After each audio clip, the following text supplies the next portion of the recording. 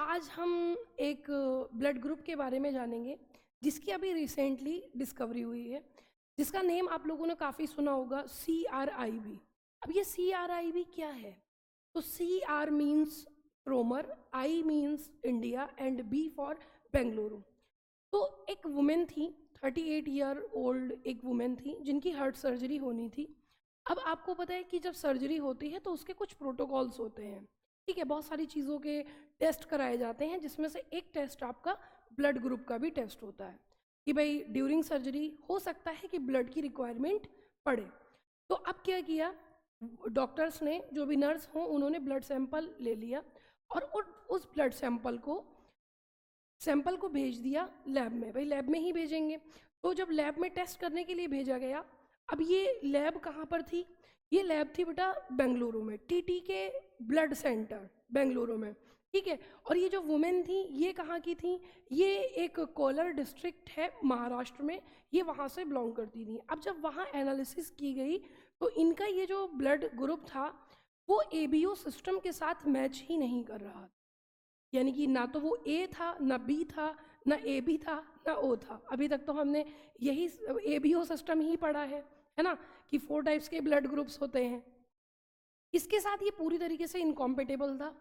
अब वहाँ से क्या किया गया, फर्दर एनालिसिस करने के लिए IBGRL UK में भेज दिया। IBGRL means international blood group reference lab, जो UK में है।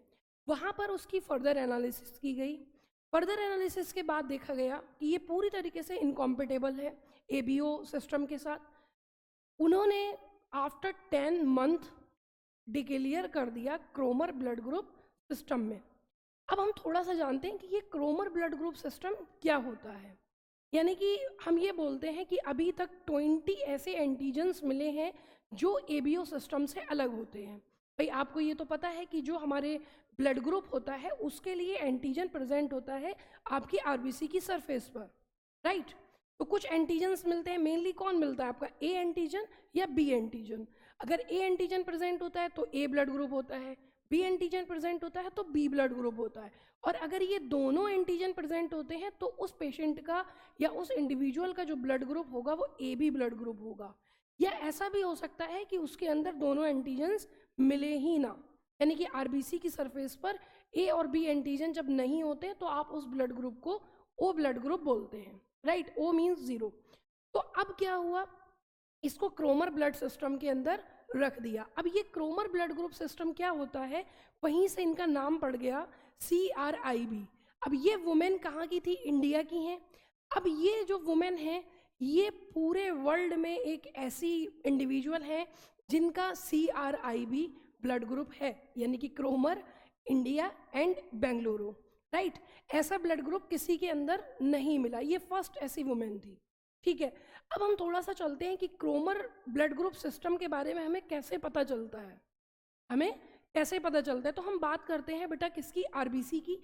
तो ये जो RBC होती है, RBC की सरफेस पर हमें एक ग्लाइकोप्रोटीन मिलती है जिसका नेम होता है DAF, यानी कि डीके एसिलरेटिंग फैक्टर, जिसको आप CD55 भी बोलते हैं। ये जो ग्लाइकोप्रोटीन होती हैं, ये ग्लाइकोप्रोटीन्स RBC की सरफेस पर, WBC की सरफेस पर या बहुत सारे टिश्यूज़ में हमें मिलती हैं।